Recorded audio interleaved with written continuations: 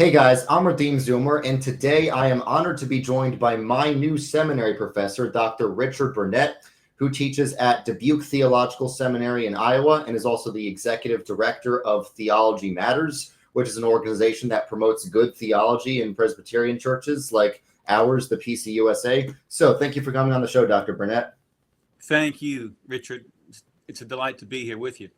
Thank you. And Dr. Burnett has written a lot of books, including this one that just came out recently called Nation's Hope. I read it through. It's long, but it's an absolute banger. And I'm just struck by how much historical knowledge is packed into every page. Every page is like a history textbook about the Presbyterian Church. So it's really cool.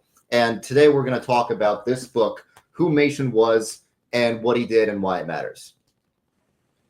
So the first question that I have for you, I know the answer, but most people in the audience don't, because only about 8% of my audience is Presbyterian. So most people don't know who Machen was, and you wrote a book about Machen. So for those who have no idea who he is, who is J. Gresham Machen, and why does he matter? Yes, thank you, Richard. Machen was one of America's most influential Christian thinkers in the 20th century. He was born in an elite upper class family in Baltimore, and his father was a prominent lawyer, educated at Harvard, a book collector and classicist, and then his mother was an extremely well-read and amateur scholar who published a book on Browning. And so Machen grew up a son of privilege. His parents were Presbyterians, and they raised him in the nurture and admonition of the Lord, as we Presbyterians vow to do when we baptize children. So he had a magnificent education at Johns Hopkins University, which was a new, very modern university, the most avant-garde modern university in the United States. He then went to Princeton Seminary, which at the time he was not too impressed with, and then he studied for a year in Germany, which was probably one of the happiest years of his life. And he came back to Princeton Seminary in 1906, where he taught Greek and was an instructor of New Testament for nearly a decade. But it was a period of struggle, both vocationally and spiritually. He experienced what many call a crisis of faith, which his biographer and student and friend Ned Stonehouse said was a period of torturing doubt. That may be a little exaggerated, but in 1915, about a decade later, he became a professor of New Testament at Princeton Seminary, where he taught until 1929, and then he went to Westminster Seminary. And so Machen was a gifted grammarian, a fine biblical scholar. He was a perceptive cultural critic, and in many ways a dedicated churchman, though a highly conflicted and contentious one, many would say. And he was a key figure in what's called the fundamentalist modernist controversy in the 1920s. This was an enormous period of controversy among Protestants, particularly, and it's regarded and it's the great battle that took place. And Machen is regarded by many as one of mainline Protestantism's most severe critics, and yet he's revered by others as one of conservative Protestantism's most articulate defenders. And so he played a decisive role in the ecclesial landscape of American Protestantism throughout the 20th century, and had an enormous influence on American evangelicalism. So you talked about the fundamentalist modernist controversy. For those of you who don't know, what is fundamentalism and what is modernism? What were they fighting over? They were fighting over deeper issues that had come finally to the surface in the 20s, actually before, not just the 20s, but there was a great deal of debate about how we know what we know as Christians. And part of that had to do with the epistemological heritage of Scottish common sense realism that was beginning to unravel already at the end of the 19th century and certainly at the beginning of the 20th century. Right. But in So the bigger debates, I mean, these were issues about people being skeptical about the virgin birth, about the resurrection, about the authority of the scriptures, and the atonement. Those were among the what were called the five fundamentals. right. So, for those of you who don't know, modernism is basically recent development in Christianity where people start to doubt whether the Bible is really God's word, doubt whether miracles actually happen, and try and redefine Christianity in terms of social progress rather than anything actually supernatural. Fundamentalism was the reaction against that, saying, hey, no, you can't do that because you're ruining the whole idea of what Christianity is. And Machen was firmly in the fundamentalist camp, right? Like Well, eventually. well, he didn't like to be called a fundamentalist, and I mean, he sided with them sort of as co-belligerents Mm-hmm. because some of the tools of the fundamentalists were very crude, he thought, and they were not nearly as intellectually sophisticated, typically, and they didn't know the arguments, and so I mean, how he becomes identified with the fundamentalists is a fascinating story. It's not something, I mean, just culturally and intellectually, he didn't find them, he didn't find them up to speed. Right. So, of course, Machen is famous for leaving Princeton Seminary and founding Westminster Seminary after he thought Princeton Seminary was going too liberal, too modernist. And I always remind people, yes, Presbyterians did found Princeton. Calvinists founded a lot of America's great institutions. And Machen was a professor at Princeton, but he left voluntarily after seeing it was going liberal. And then he tried to reform the PCUSA, which is our denomination, but eventually he sort of broke the rules in order to try and do that and started his own independent missions board. Then he got defrocked from ministry for that, so he just left and started a brand new church, the Orthodox Presbyterian Church, which still exists today. It's a small denomination, but it exists. So that's what he's famous for. And there's a lot of narrative about that, about how he's this fundamentalist hero who is a hero for leaving.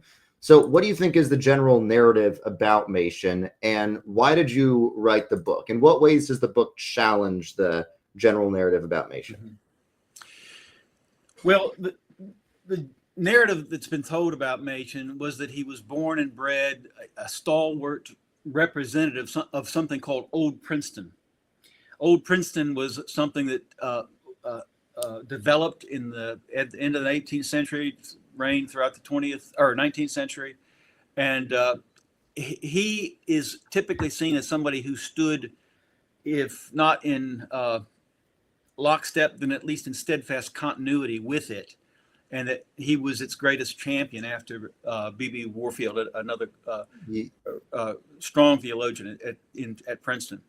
But it has to do. Old Princeton was this melding of Calvinism and something called Scottish common sense realism, and I'd be glad to talk to you more about that. But the common narrative surrounding Machen is that Old Princeton was this unrivaled intellectual bastion. Some called it the Gibraltar of orthodoxy throughout the 19th century, and that until the 1920s, it was unrivaled. But that in the 1920s, the modernists basically hijacked it. And so the defenders of Old Princeton tell the story of Machen and the fundamentalist modernist controversy as a story of the loss and the betrayal of the heritage of Old Princeton, and with Machen as its tragic hero. And so he was its defender, defending this heritage. But there are a lot of problems with this story. And you want me to say more about that? Yeah, sure. But first, I want to just tell my audience, like, Old Princeton was seen as like the last holdout of based conservative Christianity, when everyone else was becoming very cringe and liberal. I'm just translating this, because Old Princeton was for a while very, very conservative. And Old Princeton was famous for still having conservative traditional theology when lots of other people were going liberal. But yeah, please go on. Yes. Well, the reality is Old Princeton's influence was already waning before Machen ever arrived on campus in 1902. And there was something emerging called long before he arrived, called the New Princeton. And Machen stood more in continuity with that's the lore with Old Princeton, because but he actually had more in common. Maybe not more in common, but he certainly had a great deal of sympathy with this New Princeton. He did not think that Old Princeton was serious enough about modern university methods, especially when it came to the Bible. And in fact, he disparaged Warfield, who he said was used more churchly. He was more churchly than academic in his approach. And so part of what my book does is argue that Machen was himself, and to some extent remained in many important respects, a modernist before he became an anti-modernist. And so to tease that out takes a little while, but Princeton's relationship, this is sort of the broader story, to modernism is much more complex than many realize, and so is its relationship to this thing called Scottish common sense realism. So, so you asked about, why did I write the book? Well, I wanted to basically to understand Machen, and I began to read him, and I began to see ellipses in some of the literature, particularly Stonehouse's biography in particular, and that made me curious. And there just were things that didn't add up, and I began to investigate, particularly his private correspondence. And the long and the short of it is, I got in, but I couldn't get out, so I had to write the book. And so the book's about Machen's pilgrimage from a young man with doubts and his upbringing as a Presbyterian. It's about his embracing of these modern university ideals at Johns Hopkins, and then how that came into conflict with a lot of what he experienced at Princeton Seminary. And it's his gradual awakening to these problems that my book deals with. So that's sort of it in a nutshell. It's about his journey. It's his development. It's an intellectual biography. That is, it's about his intellectual context, sort of the thought world, the ideas, the ocean of ideas in which he swam. Yeah. So I read the book. The book, and he really does seem to at first embrace a lot of modernist ideas. It's like Woodrow Wilson and a bunch of other modernists are just completely restructuring Princeton, and he's like championing it because he's like, yeah, the old Princeton, they're outdated. They don't know what they're doing. They don't know how to address modernity. Now we have to change so that we can be relevant. But did you want to say more about modernism at Princeton, and what even is Scottish common sense realism? It's a term that even I didn't know 6 months ago. Yeah, well, it's a way it developed obviously in Scotland in response to the sort of skepticism of David Hume, and it developed and came to the United States through a number of sources, but one of the primary sources was Jonathan Witherspoon, who became president of Princeton, the Law College. College.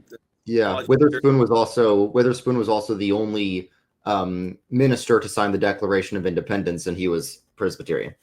Right. So it's this. So he becomes president in 1768, and at the time, Witherspoon and others at Princeton self-consciously set aside much of the influence of Jonathan Edwards, and at least with respect to the Augustinian Calvinistic tradition's understanding of human nature and something called the noetic effects of the fall, the fact that our reason has been affected by the fall, as well as the way we think about pretty much everything. But Scottish common sense the moral philosophy of that Witherspoon brought, the problem was it tended to treat virtue as a natural object of natural scientific inquiry rather than a product of grace, and this had all kinds of implications. And this it sounded like it was to many a straightforward way to affirm reality, but as a program for articulating the reasonableness of Christianity, it failed. Scottish common sense realism seemed useful to many Christians because it answered Hume's skepticism, but as an epistemological basis for grounding Christian faith, it failed for a number of reasons. It was sort of a Trojan horse.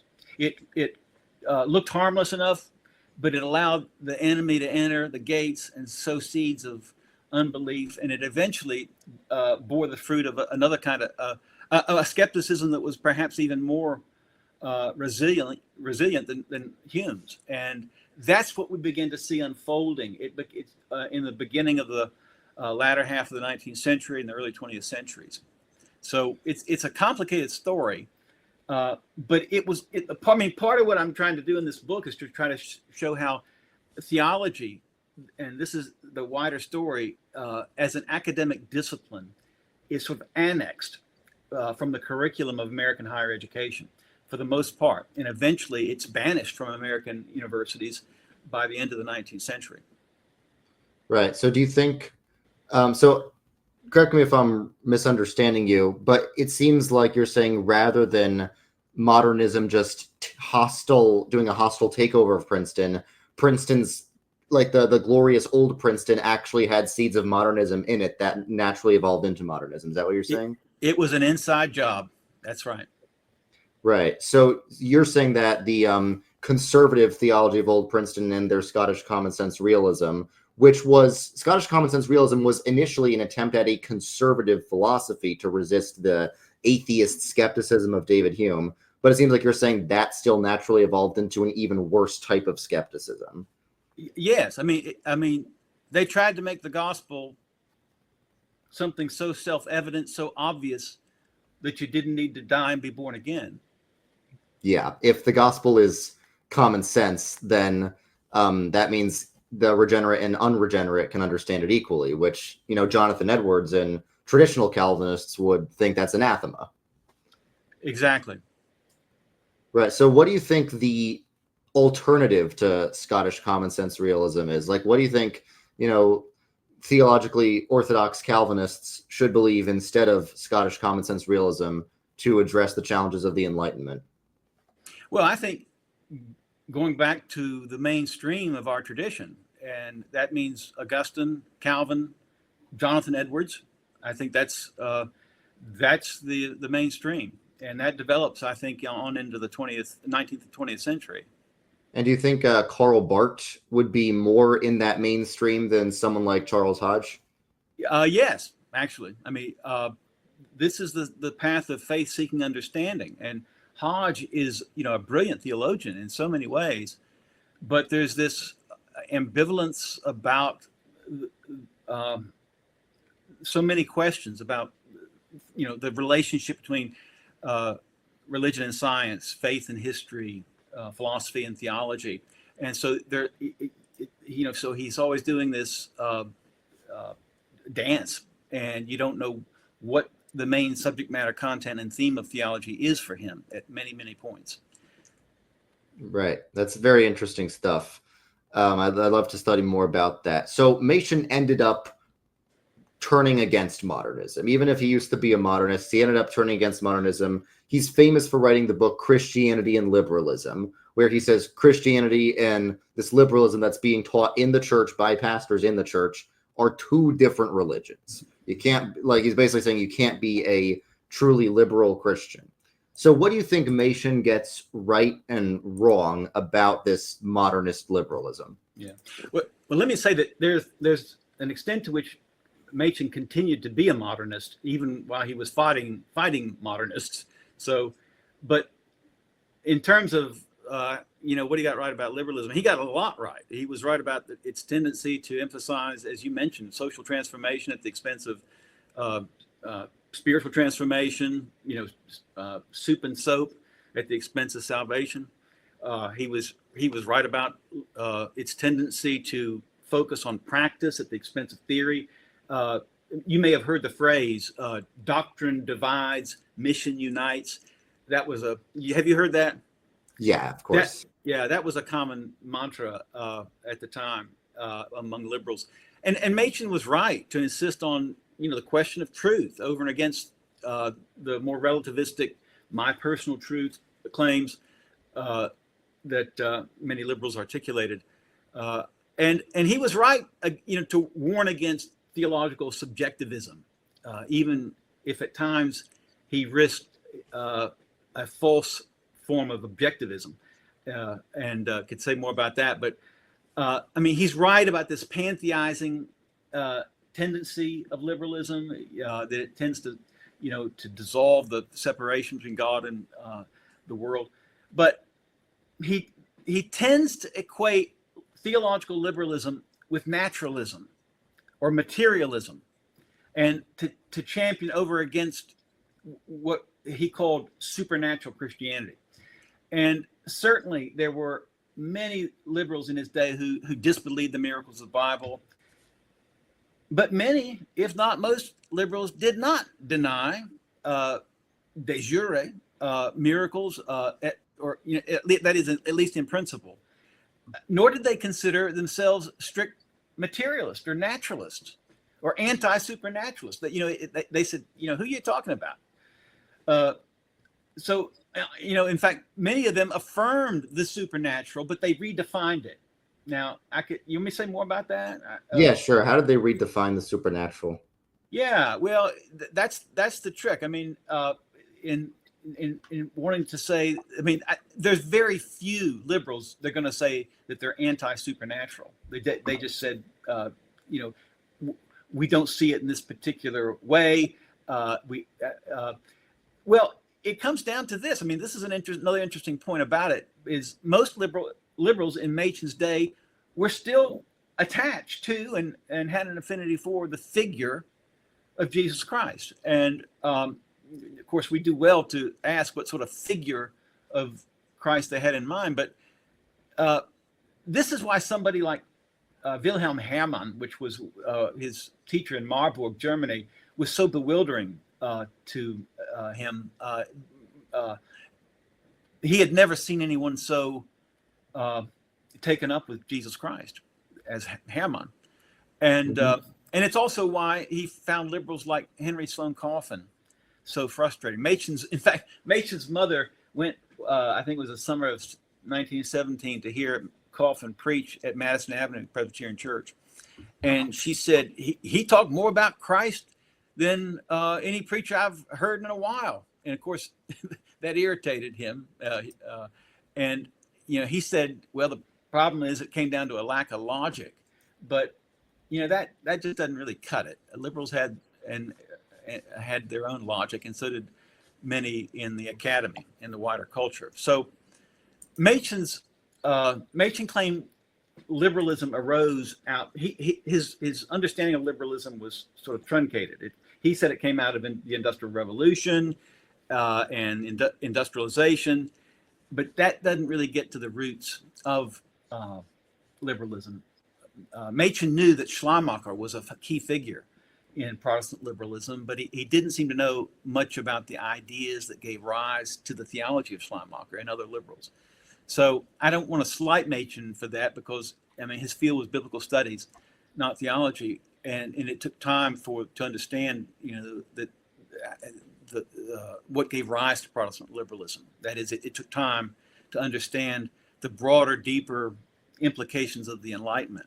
So I would just say that Machen's critique of liberalism isn't wrong. It just doesn't go deep enough. In fact, and this is the problem. There's a tendency in which Machen's critique of liberalism actually reflects liberalism, and that's a story for another day. Yeah. So, do you think Machen actually did need to leave Princeton and start Westminster? No, I don't think he did. He had friends there. He could have stayed there, but that was he left voluntarily. Yeah. So do you think he was right to proclaim when he left that Princeton is dead? No, he wasn't right about that. And I think he probably knew that. He himself, I guess, that was an incidence of intellectual bravado, as George Marsden would put it. he said it was dead, and yeah, he wanted to demonstrate continuity with what he was then called Old Princeton and with what he was doing at Westminster. But uh, Princeton was not dead according to any of the metrics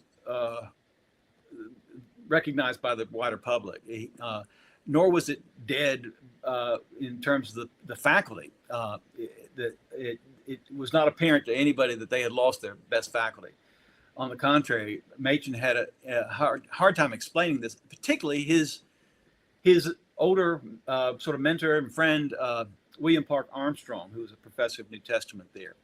And he said that nobody like Armstrong was likely to be appointed or added to the faculty after after Machen left. But the fact is, some remarkable scholars were appointed, and one of them was Armstrong's best student, Bruce Metzger, who was one of the 20th century's greatest biblical scholars, certainly one of the greatest biblical scholars this country has ever produced. And he joined the faculty, I think it was in 1940.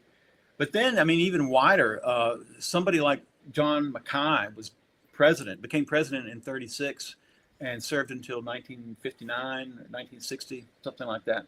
But Mackay was one of the greatest Presbyterians and one of the greatest missionaries, one of the greatest Christian statesmen, educators, and ecumenical leaders of the 20th century. And Mackay was no liberal. So, to say that Princeton was dead, that was sort of hyperbole, seems to me. Right. So in a similar manner, do you think Machen had to leave the PCUSA? Because the narrative is that Machen was the last conservative in the PCUSA and they kicked him out. Is that true? Well, not exactly. I mean, the Foreign Missions Board, he started to start his own missions board, and the bureaucracy didn't like that. And he kept pressing it. And so he sort of poked the bear, and the bear eventually ate him.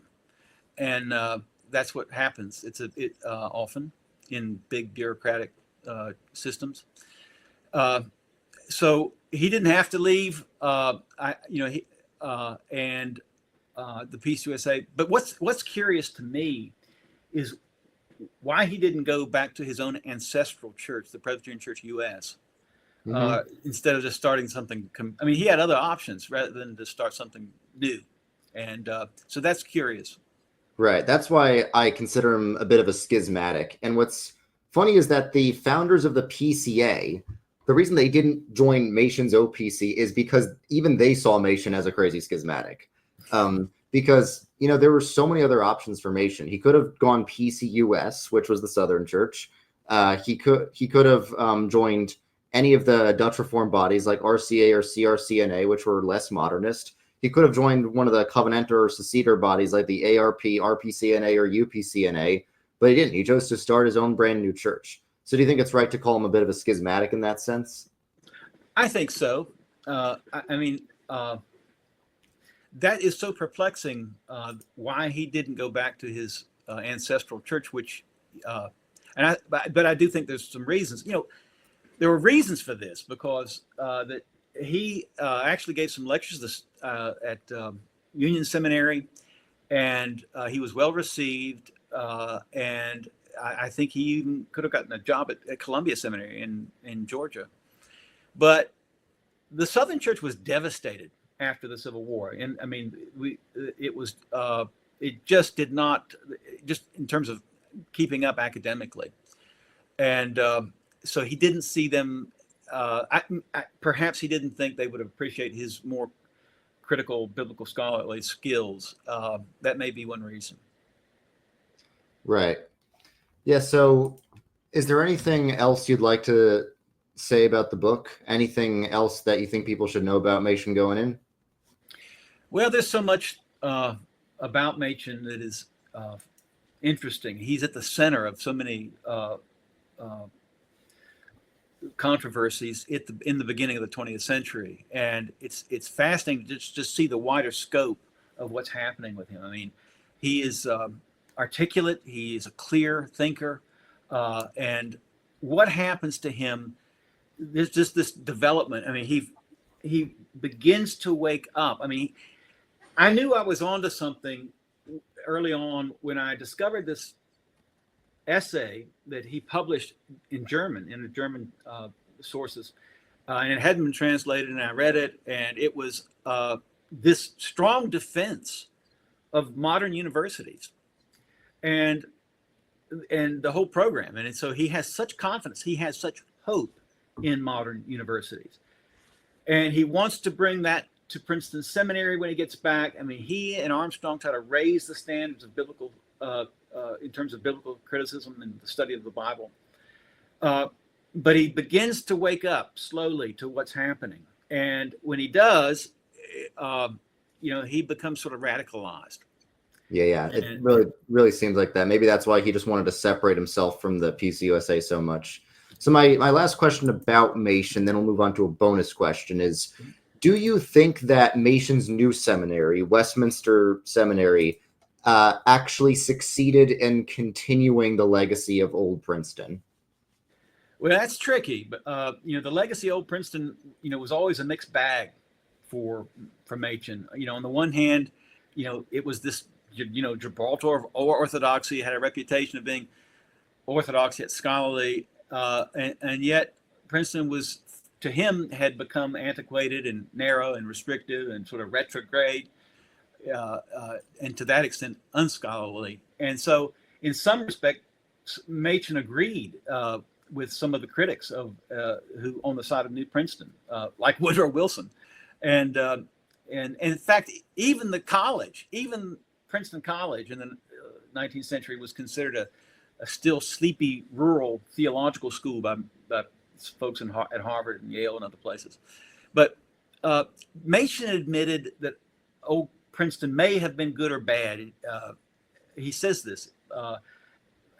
He said opinions vary about this, but at least it was distinctive. And so Machen wanted to carry, in some sense, on with that legacy.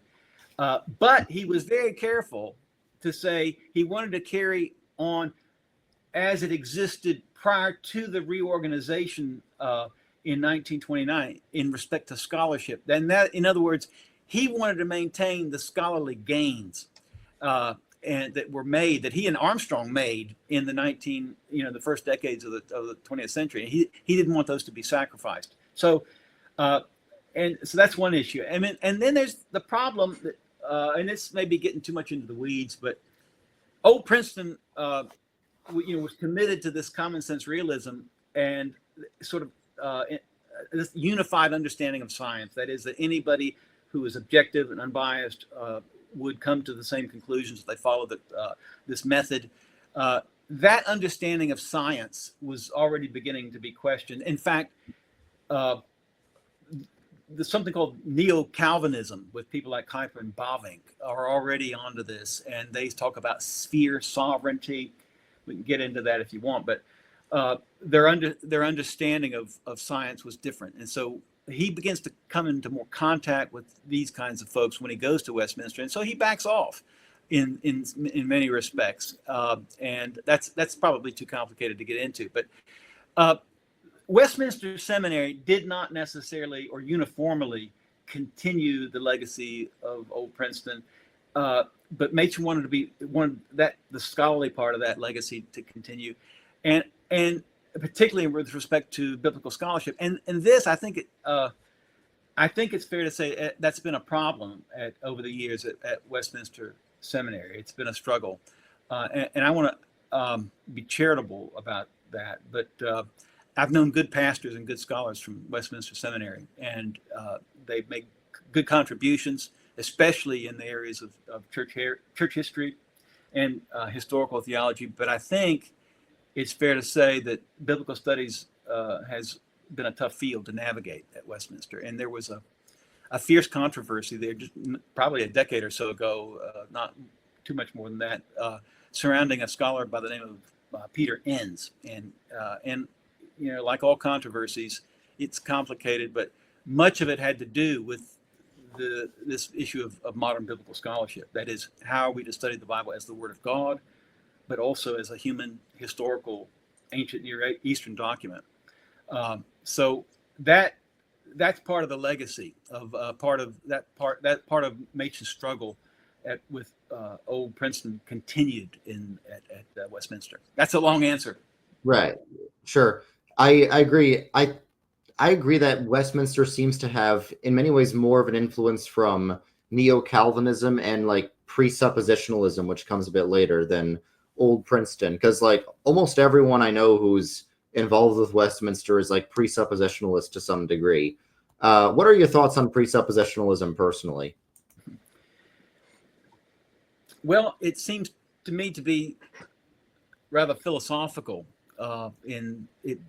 And the question is, what's the presupposition of the presuppositionalism, and is it just sort of I think this God and humanity distinction? Where does that come from? Is that a theological insight, or do you just begin by observing the world? Is it a philosophical distinction that you begin with? It's more complicated than that, but I mean, the question is the starting point. Right. All right. Well, that's very interesting. I agree with basically everything you say in the book. I might be a bit more, simplistic and passionate in my criticisms of Machen, but that's all right. Now, a lot of people might be hearing this and they might be saying like, hey, this all seems very chaotic and confusing. Protestantism is one big mess. I'm sure there's nothing like this in Catholicism or Eastern Orthodoxy whatsoever. But it is true that the modern Protestant church has had a number of big challenges. So given all this, why are you still Protestant? Why haven't you just become Roman Catholic or Eastern Orthodox? This is the bonus question, because this is the thing that's on every single person's mind when they watch my channel. Mm-hmm. Well, the first thing is I am Catholic. I'm not Roman Catholic because I am Catholic. The Reformers were not willing to surrender the word Catholic to the Roman Catholics. They thought the term Roman Catholic was an oxymoron in many respects. But the second thing I'd say, I mean, you had asked earlier about some folks who think this way think that to be interested in church history or committed to church history, you have to cease to be a Protestant. I think you said something like that a while back. And I just say, where do you think the overwhelming amount of scholarship on church history has come from in the last 500 years? People will say like, oh, you can't study church history and be Protestant, and then they'll read from like Philip Schaff's church history volumes, and Philip Schaff was a German Calvinist. Anyway, go on. I mean, enormous contributions in terms of critical scholarship regarding not just the Bible, but about early church, the patristics, medieval era, and if you don't know that contribution, an enormous contribution, you probably don't know much about church history or about Protestantism. But, I do understand the appeal. The fragmentation of Protestantism, particularly here in the last 100 years, is a hard burden to bear. And so this longing for a more seemingly stable, visibly unified church is understandable. And we Protestants just have failed in America, particularly in terms of passing on a tradition and helping young people understand that this deep and rich tradition, and helping them to drink deep from that well. So I understand that appeal, and I have very dear friends who are Roman Catholic, and also Orthodox friends, and I have fought battles side by side with Roman Catholics against secularists and pagan-minded Protestants on various fronts. And I'd rather be in a foxhole with some of my Roman Catholic brothers and sisters than many of my colleagues in the Peace USA. But still, the main reason I can't be Roman Catholic is the Bible. If I could just stop reading the Bible, I might. I suppose so much of Roman Catholicism would make more sense, but I keep reading the Bible and I can't make sense of the Pope or the Mass, relics, all sorts of rites and rituals, and then there's the big stuff of justification, sanctification, vocation, and other important doctrines. And so we simply have a different understanding about so much of this. Not all. There's a lot of much that we agree about. But and I've read that the joint declaration on the doctrine of justification, and also the evangelicals and Catholics together. And I just that I don't buy that we're talking about the same thing at every point. But what I would say, and what I to my Roman Catholic and Orthodox brothers and sisters is, you can take communion in my church, but I can't take communion in yours. And I hope there'll someday be a time when the Roman Catholics will invite their disaffected and even excommunicated brothers and sisters back to the table, because that's where true Christian fellowship begins. It's important to recognize the difference between Martin Luther and J. Gresham Machen is Machen left voluntarily. Luther did not want to leave. He was excommunicated. And really, all the reformers were automatically excommunicated, if you think about it, because 100 years before the Reformation, infallible Catholic councils excommunicated anyone who said we need to have communion in both kinds, for example. Well, and also, Richard, this is part of the problem at the end of the 19th century, beginning of the 20th century, is the Roman Church is saying that modern scholarship is forbidden, and you couldn't be a teacher in the Roman Catholic Church. And so there's something called the modernist heresy, that the Roman Catholics, they're not willing to accept the results, of the mainstream results of biblical scholarship either. And so that's a real problem in the beginning of the 20th century for Roman Catholics. They would excommunicate teachers who were wanting to acknowledge that, there's this scholarship that says this or that about the scriptures. Now, of course, some of the scholarship was wrong and they're excessive, but some of it was modest. And then, so it took a while for Roman Catholics to make contributions, and they have, in terms of modern biblical scholarship. People like Raymond Brown. There's some wonderful Roman Catholic biblical scholars now, but at the beginning of the 20th century, that was a very tricky business. Yeah, they say that you can't study church history and be Protestant. Meanwhile, the Catholics are the ones saying that serious study of church history is heretical. So we're not the ones who anathematize doing scholarship. Of course, there is a danger with scholarship. It's sort of like the Tower of Babel. If you try to build too high, if you try to go too high, and you try to build something off your own pride, you will drift into liberalism, which many Protestant churches did. But the response is not to do less scholarship. The response is to make sure that you don't lose the loyalty to Christ while you're doing the scholarship. And I think that's why people like Karl Barth were so helpful. That's right. I mean, we shouldn't see these tools of historical criticism as as bad. And this is what Machen's trying to say.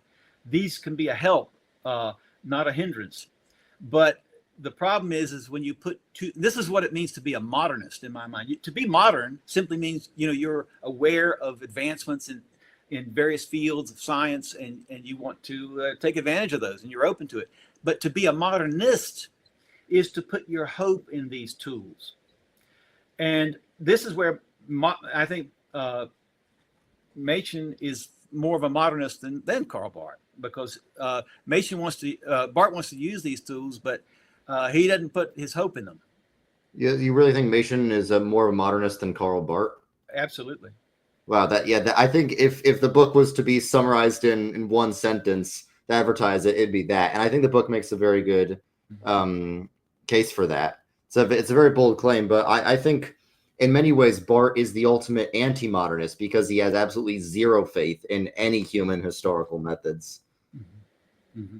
I mean, he's a modern theologian. I don't want to deny that, but to be a modernist, again, you put hope in the tools and what these tools can do. Yeah.